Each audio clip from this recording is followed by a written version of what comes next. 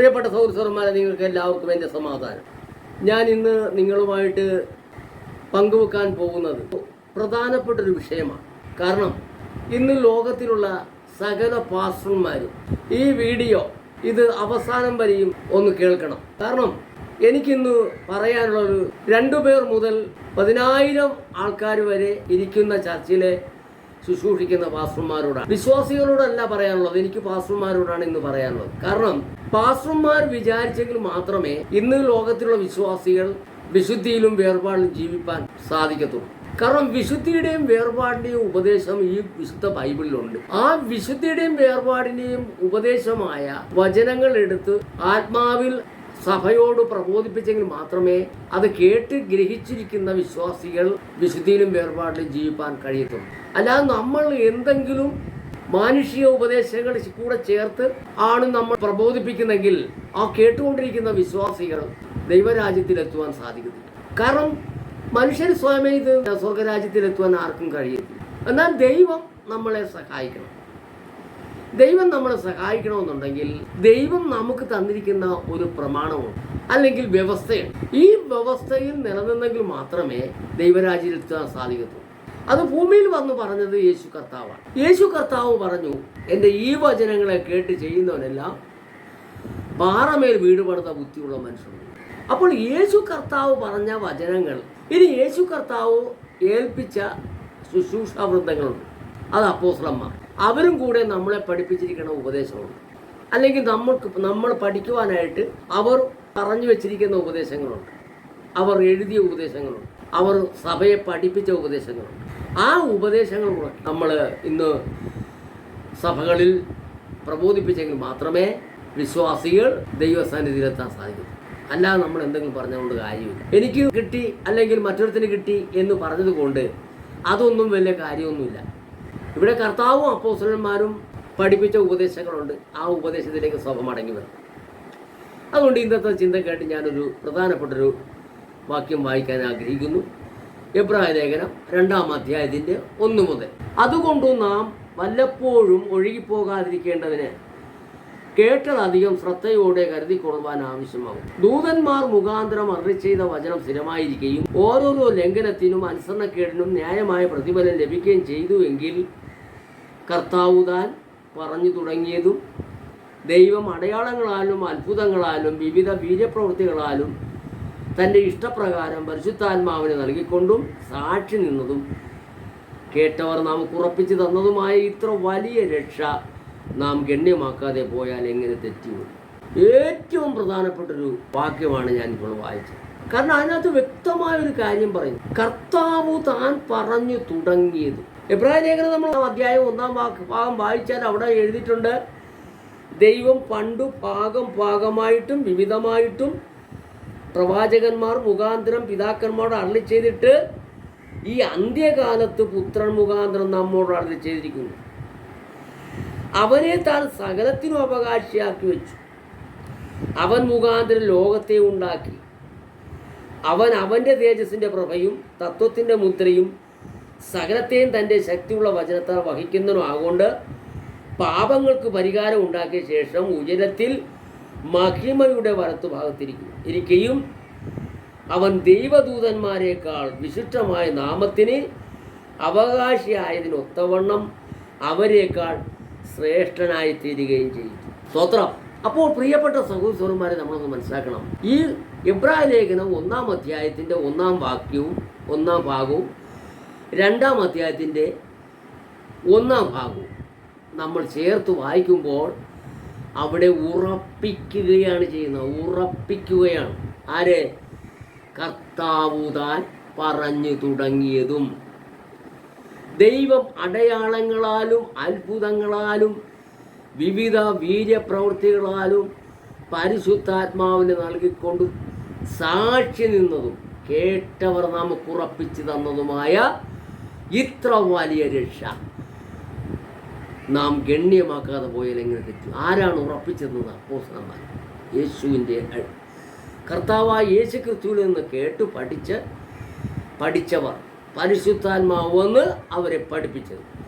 അപ്പോൾ കർത്താവായ യേശു പഠിപ്പിച്ചതും പരിശുദ്ധാത്മാവ് വന്ന് അവരുടെ ഹൃദയത്തിലിരുന്ന് പഠിപ്പിച്ചതും രണ്ടും കൂടെ ചേർത്താണ് ദൈവസഭയുടെ ഉപദേശം കൊടുത്തിരിക്കുന്നത്. ഈ ഉപദേശത്തിൻ്റെ ശരിയായ വ്യക്തമായ കാതലായ ഭാഗത്തിലേക്ക് നമ്മൾ വന്നില്ല എങ്കിൽ ദൈവരാജ്യം കാണുക പോലുമില്ല. അതിന് ഉത്തരവാദി ആരായിരിക്കും? ഇന്ന് ശുശ്രൂഷിച്ചുകൊണ്ടിരിക്കുന്ന പാസ്റ്റർമാരാണ് അതിൻ്റെ ഉത്തരവാദികൾ. അവരാണ് അതിന് കണക്ക് കൊടുക്കേണ്ടവർ. അതുകൊണ്ട് വിശ്വാസികളല്ല, പാസ്റ്റർമാരാണ് ഉത്തരവാദികൾ. അതുകൊണ്ടാണ് ഞാൻ ഇന്നും വ്യക്തമായിട്ട് പറയുന്നത്, എനിക്ക് പറയാനുള്ളത് ലോകത്തിലുള്ള പാസ്റ്റർമാരോടാണ്, പാസ്റ്റേഴ്സിനോടാണ് എനിക്ക് പറയാനുള്ളത്. അതുകൊണ്ട് ജനങ്ങളെ വഞ്ചിക്കരുത്, ജനങ്ങളെ വഞ്ചിക്കരുത്. അപ്പോസ്തലപ്രവൃത്തി 2:42 വ്യക്തമായിട്ട് അവിടെ പറയുന്നുണ്ട്, അവർ അപ്പോസ്തലന്മാരുടെ ഉപദേശം കേട്ടും കൂട്ടായ്മ ആചരിച്ചും അപ്പം നുറുക്കിയും പ്രാർത്ഥന കഴിച്ചും എല്ലാവർക്കും ഭയമായിരുന്നു. ഏറിയ അത്ഭുതങ്ങളും അടയാളങ്ങളും ജനം കണ്ടിട്ട് അവർക്ക് ഭയമായിരുന്നു. ആ ഉപദേശം തന്നെയാണ് ഇന്ന് നമുക്ക് തന്നിരിക്കുന്നത്. പക്ഷേ അവിടെ എങ്ങും ഇന്ന് ഒരൊറ്റ സഭയും ഒരൊറ്റ പാസ്റ്റർമാരും അതിലേക്ക് ചെല്ലുന്നില്ല എന്നാണ് എനിക്ക് പറയാനുള്ളത്. അതുകൊണ്ട് പ്രിയപ്പെട്ട സഹോദരന്മാരെ, നാം ഒന്ന് മനസ്സിലാക്കണം, എന്താണ് വിഷയം. കർത്താവ് തൻ്റെ ശിഷ്യന്മാരോട് പറഞ്ഞ കാര്യങ്ങളാണ് മത്തായി സുവിശേഷം മുതൽ എഴുതി വച്ചിരിക്കുന്നത്.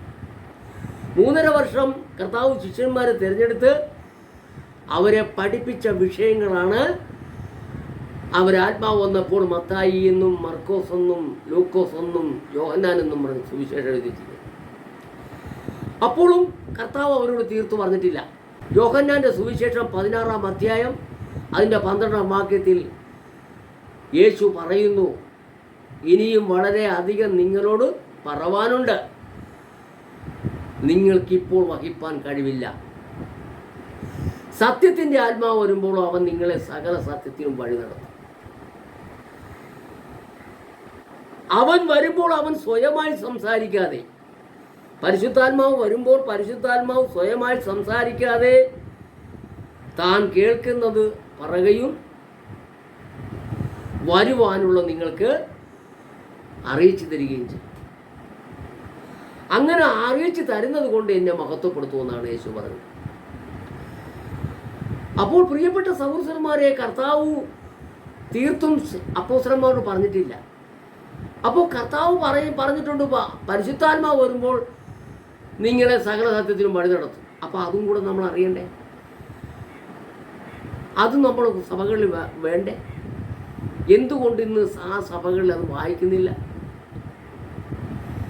2 കൊരിന്ത്യർ 4-ാം അധ്യായത്തിൻ്റെ 1-ാം വാക്യത്തിൽ ഇങ്ങനെ എഴുതിയിരിക്കുന്നു, അതുകൊണ്ട് ഞങ്ങൾക്ക് കരുണ ലഭിച്ചിട്ട് ഈ ശുശ്രൂഷ ഉണ്ടാകിയാൽ ഞങ്ങൾ അധൈര്യപ്പെടാതെ ലജ്ജാകരമായ രഹസ്യങ്ങളെ ത്യജിച്ച് ഉപായം പ്രയോഗിക്കാതെയും ദൈവവചനത്തിൽ കൂട്ടുചേർക്കാതെയും സത്യം വെളിപ്പെടുത്തുന്നതിനാൽ സകല മനുഷ്യരെയും മനസാക്ഷിക്ക് ഞങ്ങളെ തന്നെ ബോധ്യമാക്കുന്നു. എന്നാൽ ഒരു ക്രോസ് അവിടെ വയ്ക്കുകയാണ്, ഞങ്ങളുടെ സുവിശേഷം മറഞ്ഞിരിക്കുന്നെങ്കിൽ അത് നശിച്ചു പോകുന്നവർക്ക് അത്രയും മറഞ്ഞിരിക്കും. ആ സുവിശേഷം എന്ന് പറയുമ്പോൾ നിങ്ങൾ ലോകത്തിൽ കിടക്കുന്ന മനുഷ്യരോട് പറയുന്ന സുവിശേഷമാണെന്ന് വിചാരിക്കരുത്. സുവിശേഷത്തിൻ്റെ 2-ാം ഭാഗമാണ് ആ വ്യക്തമായിട്ട് പറഞ്ഞിരിക്കുന്നത്. അത് പൗലോസ് അപ്പോസ്തലൻ വ്യക്തമായിട്ട് റോമാലേഖനത്തിൽ റോമാസഭയോട് പറയുന്നുണ്ട്. നമുക്ക് ആ വാക്യം ഒന്ന് നോക്കാം. റോമാലേഖനം 1-ാം അധ്യായം 8 മുതൽ വായിക്കുമ്പോൾ, നിങ്ങളുടെ വിശ്വാസം സർവ്വലോകത്തിലും പ്രസിദ്ധമായിരിക്കുന്നതിനാൽ ഞാൻ ആദ്യം തന്നെ എൻ്റെ ദൈവത്തിന് യേശുക്രിസ്തു മുഖാന്തരം നിങ്ങൾക്ക് എല്ലാവർക്കും വേണ്ടി സ്തോത്രം ചെയ്തു. ഞാൻ ഇടപെടാതെ നിങ്ങളെ ഓർത്തും കൊണ്ട് ദൈവേഷത്താൽ എപ്പോഴെങ്കിലും നിങ്ങളുടെ അടുക്കൽ വരുവാൻ സാധിക്കേണ്ടതിന് എൻ്റെ പ്രാർത്ഥനയിൽ എപ്പോഴും യാചിക്കുന്നു എന്നുള്ളതിന് അവൻ്റെ പുത്രനെ കുറിച്ചുള്ള സുവിശേഷ ഘോഷണത്തിൽ ഞാൻ എൻ്റെ ആത്മാവിൽ ആരാധിക്കുന്ന ദൈവം എനിക്ക് സാക്ഷി. നിങ്ങളുടെ സ്ഥിരീകരണത്തിനായി ആത്മീയവരം വല്ലതും നിങ്ങൾക്ക് നൽകേണ്ടതിന്, അതായത് നിങ്ങൾക്കും എനിക്കും ഒത്തൊരുമിച്ചുള്ള വിശ്വാസത്താൽ നിങ്ങളോടുകൂടെ എനിക്കും ആശ്വാസം ലഭിക്കേണ്ടതിന് ഞാൻ നിങ്ങളെ കാണുവാൻ വാഞ്ചിക്കുന്നു. എന്നാൽ സഹോദരന്മാരെ, എനിക്ക് ശേഷം ജാതികളിൽ എന്ന പോലെ നിങ്ങളിലും വല്ല ഫലവും ഉണ്ടാകേണ്ടതിന് നിങ്ങളുടെ അടുക്കൽ വരുവാൻ പലപ്പോഴും ഭാവിച്ചു എങ്കിലും ഇതുവരെ മുടക്കം വന്നു എന്ന് നിങ്ങൾ അറിയാതിരിക്കരുത് എന്ന് ഞാൻ ആഗ്രഹിക്കുന്നു. യവനന്മാർക്കും ബർബരന്മാർക്കും ജ്ഞാനികൾക്കും ബുദ്ധിഹീനർക്കും ഞാൻ കടക്കാരനാകും. അങ്ങനെ റോമയിലുള്ള നിങ്ങളോട് സുവിശേഷം അറിയിപ്പാൻ എന്നാൽ ആവോളം ഞാൻ ഒരുങ്ങിയിരിക്കുന്നു. സ്തോത്രം. ഇവിടെ വളരെ പ്രധാനപ്പെട്ട ഒരു വിഷയമാണ് പറയുന്നത്. അതായത് 13-ാം വാക്യത്തിൽ പറയുകയാണ്, എന്നാൽ സഹോദരന്മാരെ, എനിക്ക് ശേഷം ജാതികളിൽ എന്ന പോലെ നിങ്ങളിലും വല്ല ഫലവും ഉണ്ടാകേണ്ടതിന്. അപ്പം ജാതികളിൽ നിന്നും അനേകർ വിശ്വാസത്തിൽ വന്നിട്ടുണ്ട്. യഹൂദ മതത്തിൽ നിന്നും അനേകർ വിശ്വാസത്തിൽ വന്നിട്ടുണ്ട്. ഇവിടെ പൗലോസ് അപ്പോസ്തലൻ പറയുന്ന കാര്യം നമ്മൾ ശ്രദ്ധിക്കണം. ആ വിശ്വാസത്തിൽ വന്നവരെ കുറിച്ച് വ്യക്തമായിട്ട് പറയുകയാണ്. സ്തോത്രം. എനിക്ക് ശേഷം ജാതികളിൽ എന്ന പോലെ നിങ്ങളിലും വല്ല ഫലവും ഉണ്ടാകേണ്ടതിന് നിങ്ങളുടെ അടുക്കൽ വരുവാൻ പലപ്പോഴും ഭാവിച്ചുവെങ്കിലും ഇതുവരെ മുടക്കം വന്നു. അപ്പോൾ വല്ല ഫലവും ഉണ്ടാകണമെന്നാണ് പൗലോസ് അപ്പോസ്തലൻ പറയുന്നത്. ആ കാര്യത്തിൽ വ്യക്തമായിട്ട് പൗലോസ് അപ്പോസ്തലൻ പറയുകയാണ്, എനിക്ക് വരാൻ ആഗ്രഹം ഉണ്ടായിരുന്നു, പക്ഷേ ഇതുവരെ മുടക്കം വന്നു. എന്നാൽ അവിടെ വ്യക്തമായിട്ട് പറയുകയാണ്, യവനന്മാർക്കും ബർബരന്മാർക്കും ജ്ഞാനികൾക്കും ബുദ്ധിഹീനർക്കും ഞാൻ കടക്കാരനാകുന്നു. അങ്ങനെ റോമയിലുള്ള നിങ്ങളോടും സുവിശേഷത്തിൻ്റെ 2-ാം ഭാഗം അറിയിപ്പാൻ എന്നാലാവോളം ഞാൻ ഒരുങ്ങിയിരിക്കുന്നു എന്നാണ് വ്യക്തമായിട്ട് പറയുന്നത്. അപ്പോൾ സുവിശേഷത്തിൻ്റെ 2-ാം ഭാഗമുണ്ട്. ഇന്ന് അനേകർ പറഞ്ഞ് നടക്കുന്നുണ്ട്, രക്ഷിക്കപ്പെട്ടതല്ലേ നമ്മുടെ രക്ഷ നഷ്ടമാകുകയെന്ന് പറയുന്നത്. പക്ഷേ ജീവപുസ്തകത്തിൽ പേര് എഴുതിയവരുടെ പേര് പോലും മാഞ്ഞു പോയതായിട്ട് ചരിത്രം പറയുന്നുണ്ട്. പ്രിയപ്പെട്ടവർ, നമ്മൾ മനസ്സിലാക്കണം. അതുകൊണ്ട് ലോകത്തിലുള്ള സകല മനുഷ്യരെയും ദൈവം വിളിച്ചിട്ടുണ്ട്. യേശു കർത്താവ് പറഞ്ഞു, വിളിക്കപ്പെട്ടവർ അനേകരാണ്, പക്ഷേ ദൈവരാജ്യത്തിൽ എത്ര പേരാണ്? തിരഞ്ഞെടുക്കപ്പെട്ടവർ വളരെ ചുരുക്കമെന്നാണ് പറയുന്നത്. എന്തുകൊണ്ടാണ് നമ്മളത് മനസ്സിലാക്കണം. കാരണം ഉപദേശത്തിൽ നിന്നും സഭ മാറിപ്പോയി, ലോകത്തിലേക്ക് പോയി. 1-ാം നൂറ്റാണ്ടിന് ശേഷം സഭ ലോകത്തിലേക്ക് പോയി. അപ്പോസ്തലന്മാരുടെ കാലം വരെയും സഭ ഒരുവിധം മുന്നോട്ട് വന്നിരുന്നു. പരിശുദ്ധാത്മാവിലുള്ള ആരാധന, ആത്മാവ് നിറഞ്ഞുള്ള ആരാധന ഉണ്ടായിരുന്നു. അതേപോലെ തന്നെ കൃപാവരങ്ങളോടുകൂടിയുള്ള ശുശ്രൂഷകളുണ്ടായിരുന്നു. അവിടെ പ്രവചനം ഉണ്ടായിരുന്നു, ഭാഷാപരം ഉണ്ടായിരുന്നു, വിവേചനപരം ഉണ്ടായിരുന്നു, വ്യാഖ്യാനപരം ഉണ്ടായിരുന്നു, സഹായം ചെയ്യുന്നവരം ഉണ്ടായിരുന്നു, രോഗശാന്തിപരം ഉണ്ടായിരുന്നു, മരിച്ചവരെ ഉയർപ്പിക്കാനുള്ള വീര്യപ്രവൃത്തികളുണ്ടായിരുന്നു. പക്ഷേ ഇന്ന് അതെല്ലാം എഴുത്തുകളിൽ മാത്രമേ കാണുന്നുള്ളൂ. എന്തുകൊണ്ട്? കൃപയിൽ നിന്ന് പോയി. സ്വർഗത്തിലെ പിതാവായ ദൈവത്തിൻ്റെ ഉപദേശത്തിൽ നിന്നും സഭ ലോകത്തിലേക്ക് പോയി. ഇന്ന് പൗലോസ് അപ്പോസ്തലന്റെ കാഴ്ചപ്പാടിൽ എന്താ പറയുന്നത്? പൗലോസ് അപ്പോസ്തലന്റെ കാഴ്ചപ്പാട് എന്താണ്? റോമർക്കെഴുതിയ ലേഖനം 12-ാം അധ്യായം 1-ാം വാക്യം നമ്മൾ വായിക്കുമ്പോൾ അവിടെ വ്യക്തമായിട്ട് പറയുന്നുണ്ട്. എന്താ പറയുന്നത്? ഞാൻ ദൈവത്തിൻ്റെ മനസ്സനുവർപ്പിച്ച് നിങ്ങളെ പ്രബോധിപ്പിക്കുന്നത് നിങ്ങൾ ബുദ്ധിയുള്ള ആരാധനയായി നിങ്ങളുടെ ശരീരങ്ങളെ ജീവനും വിശുദ്ധിയും ദൈവത്തിന് പ്രസാദമുള്ള യാഗമായി സമർപ്പിപ്പീൻ. അടുത്ത വാക്യം ശ്രദ്ധിക്കണം. ഈ ലോകത്തിന് അനുരൂപമാകാതെ നന്മയും പ്രസാദവും പൂർണ്ണതയുമുള്ള ദൈവഹിതം ഇന്നതെന്ന് തിരിച്ചറിയേണ്ടതിനെ മനസ്സ് ബുദ്ധിക്ക് രൂപാന്തരപ്പെടുക. അപ്പോൾ അവിടെ എവിടെയാണ് സംഭവിച്ചത്? ഈ ലോകത്തിന് അനുരൂപമാകരുത് എന്നാണ് അപ്പോസ്തലൻ അവിടെ പ്രബോധിപ്പിച്ചത്. അതുപോലെ തന്നെ ഒന്നാമത്തെ അപ്പോസ്തലനായ പത്രോസും പ്രബോധിപ്പിച്ചു. 2 പത്രോസ് 1-ാം വാക്യത്തിൽ പറഞ്ഞിട്ടുണ്ട്, കള്ളപ്രവാചകന്മാരും ജനത്തിൻ്റെ ഇടയിൽ ഉണ്ടായിരുന്നു. അങ്ങനെ നിങ്ങളുടെ ഇടയിലും ദുരുപദേഷ്ടക്കന്മാർ ഉണ്ടാകും. അവർ നാശകരമായ മതഭേദങ്ങളെ നുഴയിച്ച് നിങ്ങളെ വാണിഭമാക്കും. അവരുടെ ദുഷ്കാമ പ്രവൃത്തികളെ പലരും അനുകരിക്കും. അവർ നിമിത്തം സത്യമാർഗം ദുഷിക്കപ്പെടും എന്ന് പത്രോസ് അപ്പോസ്തലൻ പറഞ്ഞിരുന്നു. അപ്പോൾ അവിടെ എന്താണ് കൊണ്ടുവരുന്നത്? മതഭേദങ്ങളെ നുഴയും. സ്തോത്രം. ആ മതഭേദങ്ങളാണ് ഇന്ന് നുഴഞ്ഞു വന്നിരിക്കുന്നത്. അത് മതാചാരമായി മാറി.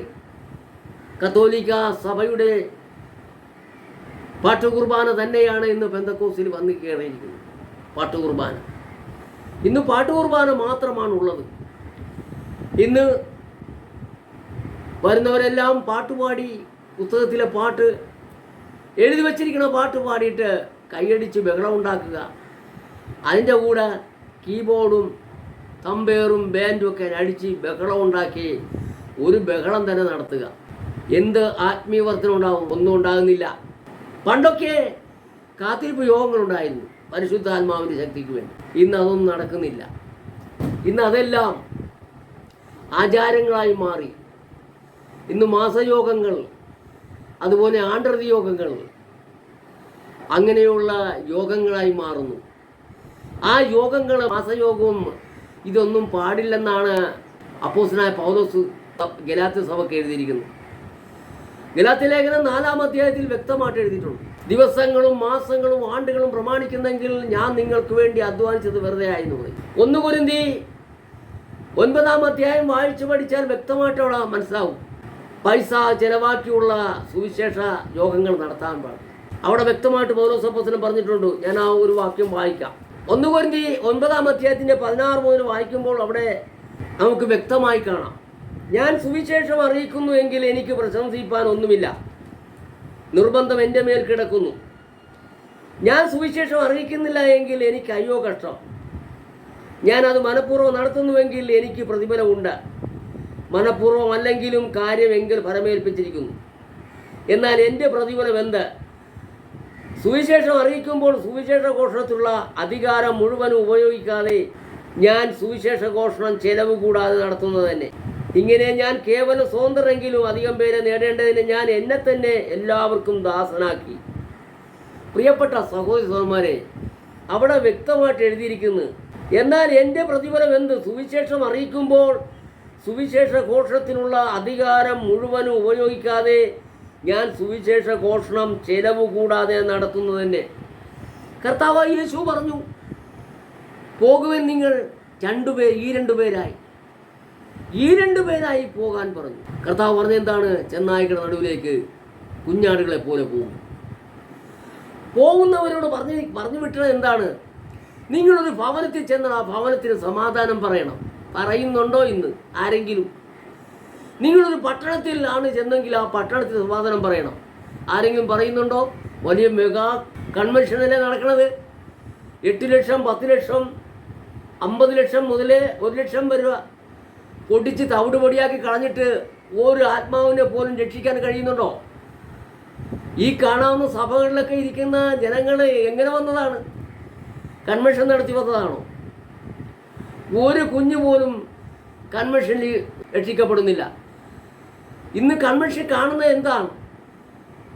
വെള്ള ഉടുപ്പും കറുപ്പ് പാൻറ്റും ഇട്ട പാസ്റ്റർമാരെയും വിശ്വാസികളെയും കാണാം. ഒരു കൺവെൻഷനിൽ ഒരു വ്യക്തിയെങ്കിലും കർത്താവിനെ വിശ്വസിക്കാത്ത ഒരുത്തൻ ആരെങ്കിലും കാണുന്നുണ്ടോ? ഇല്ല. അപ്പോൾ നമ്മളൊന്ന് ചിന്തിച്ചേ.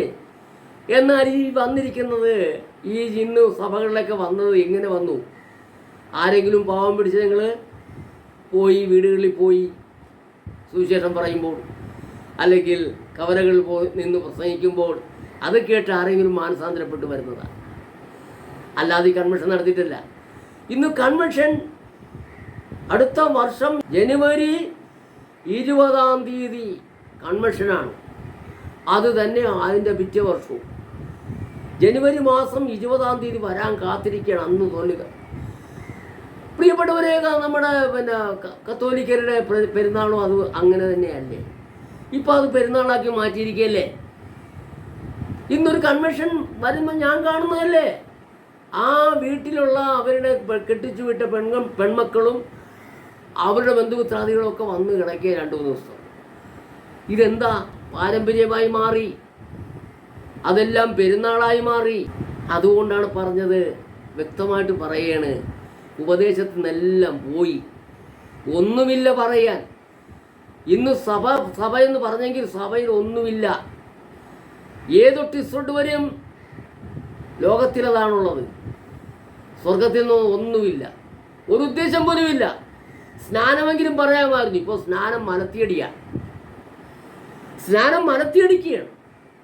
ഒരു എതിരാളിയെ പിടിച്ച് മറിച്ചിടുന്നത് പോലെ മറിച്ചിടിക്കുകയാണ്. അത് സ്നാനമാണോ പ്രിയപ്പെട്ടവരെ? അതുകൊണ്ട് പ്രിയപ്പെട്ടവരൊന്ന് മനസ്സിലാക്കുക, ഇതിനെല്ലാത്തിനും മറുപടി പറയേണ്ടി വരും. ഈ കാര്യങ്ങൾ ഈ ചെയ്യുന്നതെല്ലാം, ക്രമം തെറ്റി ചെയ്യുന്നതെല്ലാം ചോദ്യം ഉണ്ടാവും. ആ ചോദ്യത്തിൻ്റെ മുമ്പിൽ നിങ്ങൾക്ക് മറുപടി പറയാൻ പറ്റത്തില്ല. അതുകൊണ്ടാണ് ഞാൻ ഈ പാസ്റ്റർമാരോട് തന്നെ പറയുന്നത്. പാസ്റ്റർമാർ ഇതിന് ഉത്തരവാദികളാണ്. ഇന്ന് സ്നാനം കഴിപ്പിക്കുന്നത് ഇങ്ങനെയല്ല. സ്നാനം കഴിപ്പിക്കുന്ന സറണ്ടർ ആകുകയാണ്, മരിക്കുകയാണ്. ആ സ്നാനം കഴിക്കാൻ വരുന്ന വ്യക്തി മരിക്കുകയാണ്. ആ മരിക്കുന്ന ഒരു വ്യക്തി കുനിഞ്ഞ് ദൈവത്തിൻ്റെ മുമ്പിൽ സറണ്ടർ ആകുകയാണ്, കുനിഞ്ഞ് വീഴുകയാണ്. അദ്ദേഹത്തിൻ്റെ ആ വ്യക്തിയുടെ പാപം മുഴുവനും അവിടെ കുഴിച്ചു മൂടുകയാണ്. അല്ലാതെ മരിക്കാത്ത ഒരാളിനെ മലത്തിയടിക്കാൻ പറഞ്ഞിട്ടില്ല. അത് സ്നാനമല്ല. അതുകൊണ്ട് പ്രിയപ്പെട്ടവരെ, ഇന്ന് ചെയ്യുന്നതെല്ലാം നമ്മളൊന്ന് മനസ്സിലാക്കണം. ഇത് പറയുന്ന കാര്യം എന്താണെന്ന് വെച്ചാൽ, കർത്താവിൻ്റെ വരവ് ഇത്രയും ആസന്നമായിരിക്കുന്നു. ഇനി നമ്മുടെ മുമ്പിൽ സമയമില്ല. എപ്പോൾ കർത്താവിൻ്റെ വരവ് എപ്പോഴൊന്നും പറയാൻ പറ്റില്ല. ചിലപ്പോൾ ഇന്ന് രാത്രിയാകാം. അതുകൊണ്ട് ചെയ്തതെല്ലാം ഓരോന്നായി അതിന് മറുപടി പറയേണ്ടി വരും. അതുകൊണ്ട് തിരുത്താൻ വേണ്ടിയാണ് ഞാൻ ആഗ്രഹിക്കുന്നത്. വ്യക്തമായിട്ട് നമുക്ക് വിശുദ്ധ ബൈബിളിൽ എഴുതി വെച്ചിട്ടുണ്ട്. അപ്പോസ്തലന്മാരും കർത്താവും ചെയ്ത കാര്യങ്ങളെല്ലാം വ്യക്തമായിട്ട് വിശുദ്ധ ബൈബിളിലുണ്ട്. അതൊന്നും നമ്മൾ മനസ്സിലാക്കണം. പാരമ്പര്യമല്ല, സംഘടനയുടെ ഉപദേശമല്ല നമ്മൾ നടത്തേണ്ടത്. അതുകൊണ്ട് പ്രിയപ്പെട്ട സഹോദരന്മാരെ, നിങ്ങളൊന്ന് മനസ്സിലാക്കണം. അതുപോലെ തന്നെ ആരാധന എന്താണ്? ആരാധന ഈ സങ്കീർത്തനം എടുത്ത് വായിക്കാൻ പറഞ്ഞിട്ടില്ല. ആത്മാവ് നിറഞ്ഞ് സങ്കീർത്തനങ്ങൾ ഉണ്ടാകണമെന്നാണ് പറഞ്ഞത്. മനസ്സിലാവുന്നുണ്ടോ? പുസ്തകത്തിൽ എഴുതിയ പാട്ട് എഴുതി പാടാൻ പറഞ്ഞിട്ടില്ല. പരിശുദ്ധാത്മാവ് നിറയുമ്പോൾ ആത്മീയ ഗീതങ്ങൾ ഉണ്ടാകുമെന്നാണ്. ഹൃദയത്തിൽ കർത്താവിന് പാടുമെന്നാണ്. ഹൃദയത്തിൽ നിന്ന് പാട്ട് വരുമെന്നാണ്. അതൊക്കെ ഒന്ന് വായിച്ച് മനസ്സിലാക്കണം. അതെല്ലാം ഒന്ന് വായിച്ച് മനസ്സിലാക്കിയിട്ട് നിങ്ങളൊന്ന് ശുശ്രൂഷിക്കും. ഇതൊന്ന് ശരിക്കും ജനത്തെ പഠിപ്പിക്കാൻ നോക്കുക. അല്ലാതെ കണ്ട് ഈ പോക്ക് പോയാൽ ഒരു ഒരെണ്ണം സ്വർഗരാജ്യത്തിലെത്തുമെന്ന് പറയാൻ പറ്റത്തില്ല. കാരണം യോഹന്നാൻ്റെ സുവിശേഷം 12-ാം അധ്യായം അതിൻ്റെ 48-ാം വാക്യം വ്യക്തമാണ്. നിങ്ങളൊന്ന് വായിച്ചു നോക്കും. എൻ്റെ വചനം കൈക്കൊള്ളാതെ എന്നെ തള്ളിക്കളയുന്നവനെ ന്യായം വിധിക്കുന്നുണ്ട്. ഞാൻ സംസാരിച്ച വചനം തന്നെ ഒടുക്കത്തെ നാളിൽ നിങ്ങൾ ന്യായം വിധിക്കും. കർത്താവ് കൽപ്പിച്ചതും അപ്പോസ്തലന്മാർ ചെയ്ത് കാണിച്ചതുമായ കാര്യങ്ങൾ നമ്മൾ ആ പേര് പറഞ്ഞുകൊണ്ട് വേറെ വിധത്തിൽ ചെയ്താലൊന്നും ഒക്കെയില്ല. അങ്ങനെയാണെങ്കിൽ കത്തോലിക്ക സമുദായത്തിൻ്റെ സ്നാനം നമ്മൾ അംഗീകരിക്കേണ്ടി വരും.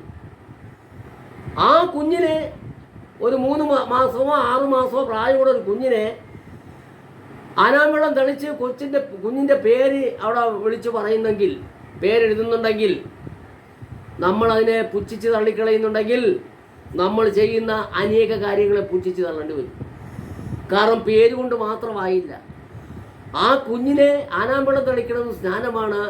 ഒരു വ്യക്തി മാനസാന്തരപ്പെട്ട് സുവിശേഷത്തിൽ വിശ്വസിച്ച് വെള്ളത്തിൽ മുങ്ങി സ്നാനമേൽക്കുന്ന സ്നാനമാണ്.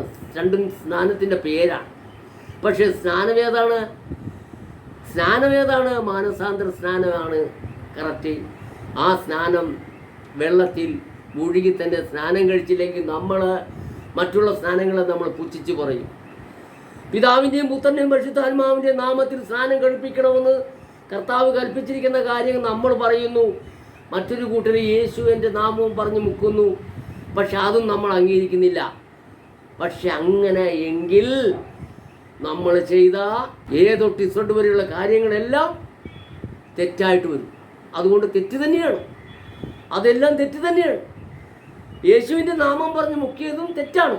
കാരണം സ്നാനം കഴിപ്പിക്കുവാനുള്ളവരോട് കൽപ്പിച്ചവൻ പറഞ്ഞിരിക്കുന്നത് പിതാവിൻ്റെയും പുത്രൻ്റെയും പരിശുദ്ധാത്മാവിൻ്റെയും നാമത്തിൽ സ്നാനം കഴിപ്പിക്കുവാനാണ്. അതാണ് യഥാർത്ഥ സ്നാനം. അതുകൊണ്ട് പ്രിയപ്പെട്ടവരെ, ആ സ്നാനം മലത്തിയടിച്ചാൽ സ്നാനമാകില്ല.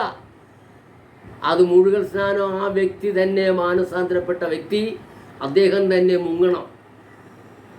അതുകൊണ്ട് അങ്ങനെ മുങ്ങി സ്നാനമേൽക്കാത്ത ഒരു സ്നാനവും ക്ലിയറല്ല. അങ്ങനെയെങ്കിൽ വളരെ കാര്യങ്ങൾ നമ്മൾ മറുപടി പറയേണ്ടി വരും.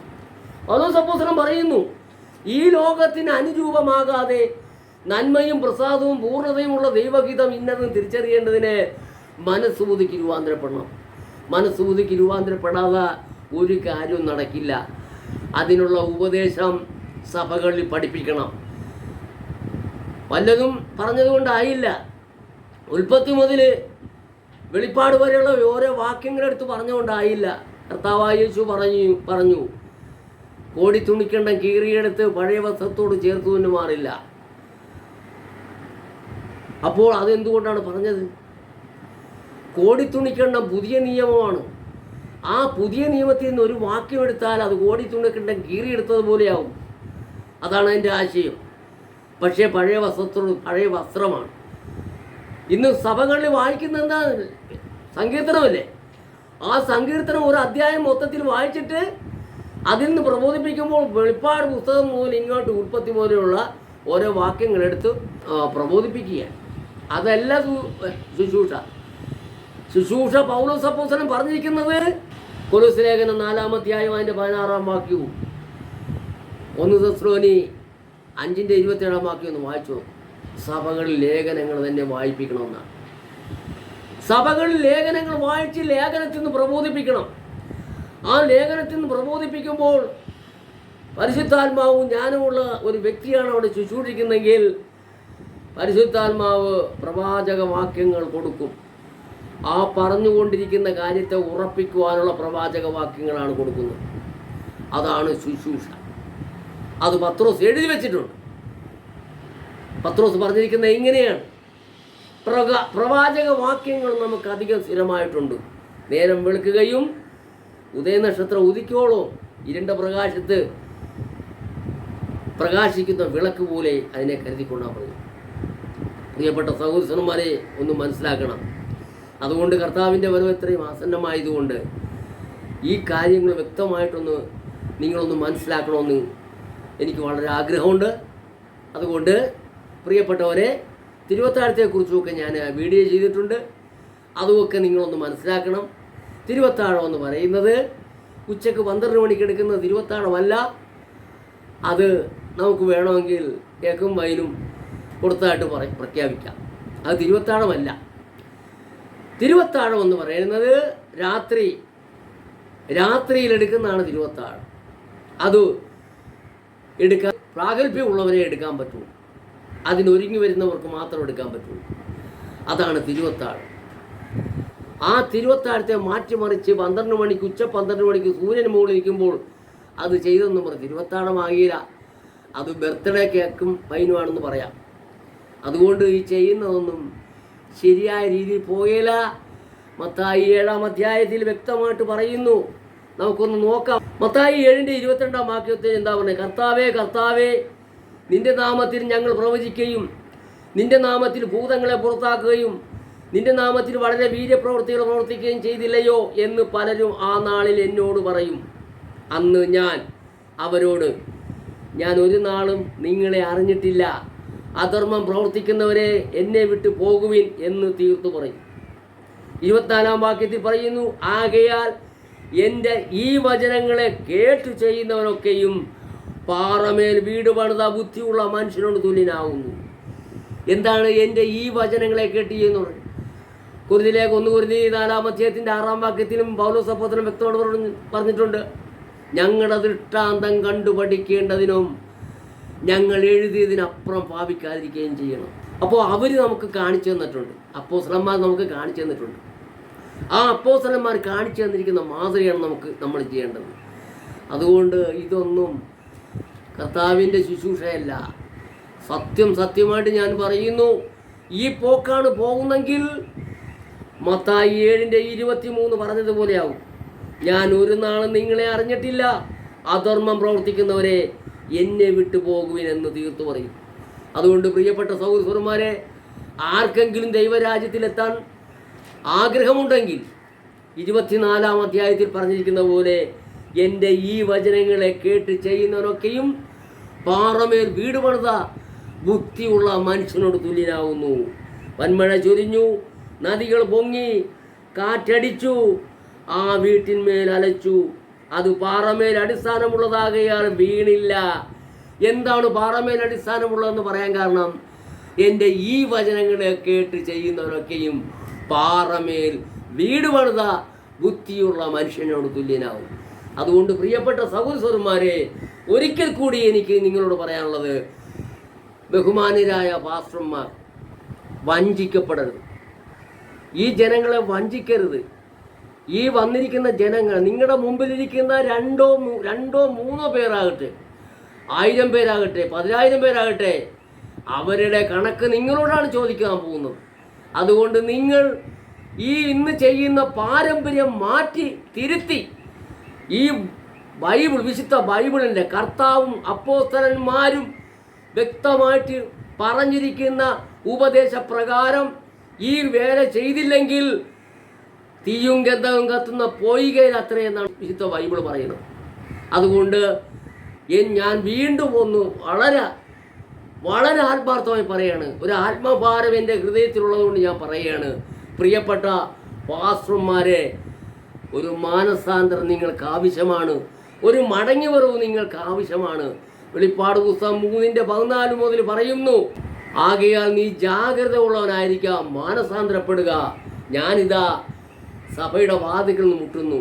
സഭയിലില്ല, കർത്താവായ ക്രിസ്തു സഭയിലില്ല. നിങ്ങൾ ശുശ്രൂഷിക്കുന്ന ഒരു സഭകളിലും കർത്താവായ യേശു ക്രിസ്തു ഇല്ല. അതുകൊണ്ട് യേശു ക്രിസ്തു പറയുന്നു, ഞാനിതാ വാതിൽക്കൽ നിന്ന് മുട്ടുന്നു. ആരെങ്കിലും എൻ്റെ വാക്ക് കേട്ട് വാതിൽ തുറന്നാൽ ഞാൻ അവനോടും അവൻ എന്നോടും കൂടി അത്താഴം കഴിക്കും. പ്രിയപ്പെട്ട സഹോദരന്മാർ, ഇത് വളരെ ഗൗരവമുള്ളൊരു കാര്യമായതുകൊണ്ടാണ് ഞാൻ ഇങ്ങനെ പറഞ്ഞത്. അതുകൊണ്ട് സഹോദരന്മാർ, കർത്താവിൻ്റെ വേലക്കാരെന്ന് അവകാശപ്പെടുന്നവർ, ഒരു മാനസാന്തരം ആവശ്യമാണ്. ഞാൻ നിങ്ങളുടെ മുമ്പിൽ കൈകൂപ്പിക്കൊണ്ടാണ് ഞാൻ നിങ്ങളെ സ്വാഗതം ചെയ്യുന്നു. എന്തെങ്കിലും സംശയം നിങ്ങൾക്ക് ആർക്കെങ്കിലും ഉണ്ടെങ്കിൽ ആ സംശയത്തിന് കർത്താവ് അനുവദിച്ചാൽ മറുപടി തരാൻ ഞാൻ ആഗ്രഹിക്കുന്നു. ദൈവം നിങ്ങളെ അനുഗ്രഹിക്കട്ടെ. ദൈവത്തിന് സ്തോത്രം.